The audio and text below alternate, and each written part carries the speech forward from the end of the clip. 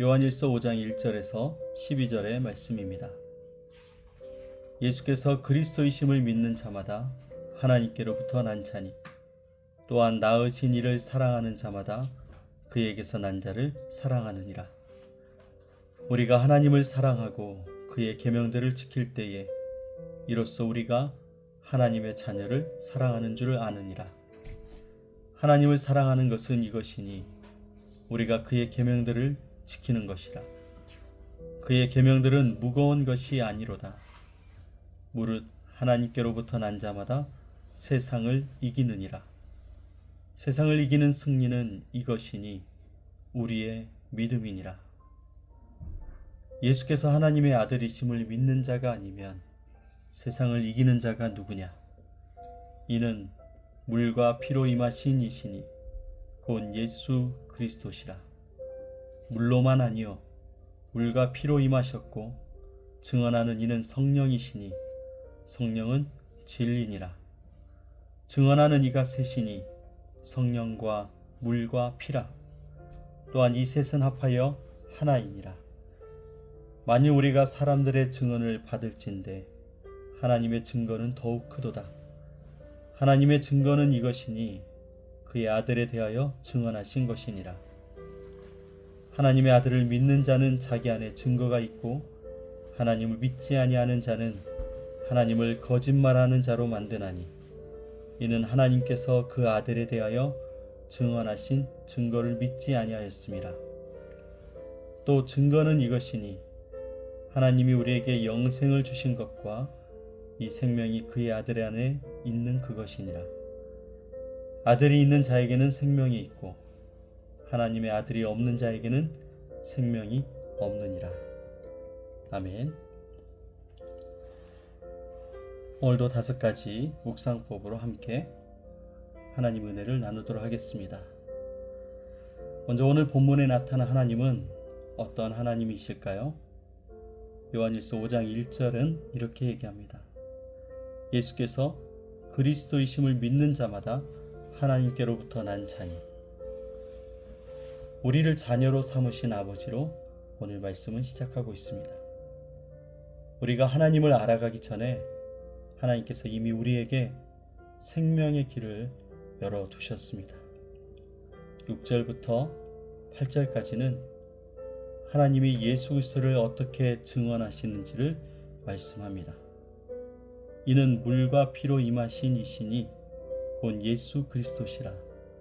물로만 아니요 물과 피로 임하셨고 증언하는 이는 성령이시니 성령은 진리니라. 증언하는 이가 셋이니 성령과 물과 피라. 또한 이 셋은 합하여 하나이니라.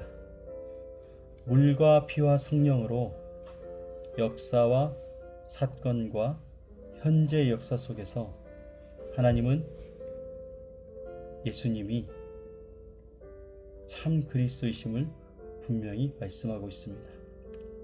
그리고 11절에서 하나님은 자신을 이렇게 말씀하십니다. 하나님이 우리에게 영생을 주신 것과 이 생명이 그의 아들 안에 있는 그것이니라. 하나님은 생명의 근원이십니다. 이 생명을 아들 안에 두신 하나님이라고 설명합니다. 바로 하나님께서 우리를 예수 그리스도 안에 두시고 보호하심과 함께 하신다는 것을 분명하게 우리에게 말씀해 주시는 것입니다. 오늘 이 본문이 우리에게 지시하시는 말씀은 무엇일까요? 1절은 우리에게 이렇게 얘기합니다. 예수께서 그리스도심을 믿는 자마다 하나님께로부터 난 자니 또한 낳으신 이를 사랑하는 자마다 그에게서 난 자를 사랑하느니라. 1절에서 말하는 예수님께서 그리스도이심을 믿는 자의 삶이 어떤 삶으로 이어지는지 2절과 3절에서 이야기합니다. 우리가 하나님을 사랑하고 그의 계명들을 지킬 때에 이로써 우리가 하나님의 자녀를 사랑하는 줄을 아느니라. 하나님을 사랑하는 것은 이것이니 우리가 그의 계명들을 지키는 것이라. 그의 계명들은 무거운 것이 아니로다. 사랑하는 여러분, 하나님을 사랑하는 자는 하나님의 자녀를 사랑합니다. 하나님을 사랑하는 자는 그의 계명을 무거운 짐으로 여기지 않습니다. 3절에서 요한은 단호하게 이야기합니다. 그의 계명들은 무거운 것이 아니로다.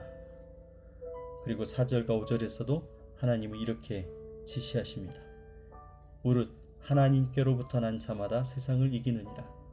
세상을 이기는 승리는 이것이니 우리의 믿음이니라.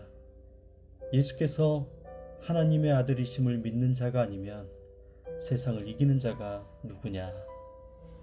사랑하는 여러분, 우리는 세상과 싸우려 하지 말고 믿음의 자리를 지키는 싸움을 해야 됩니다.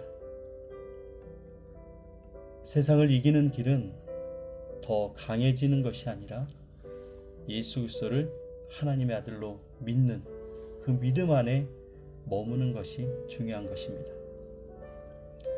오늘 말씀 우리를 회개의 자리로 부르고 계십니다. 오늘 이 말씀 앞에서 회개는 행동 하나하나를 점검하는 회개는 아닙니다. 오늘 회개의 초점은 이것입니다. 나는 오늘 누구로 살아가야 하는가? 하나님의 자녀로 살 수 있었는데 여전히 세상의 기준으로 나를 증명하려 하지는 않았을까?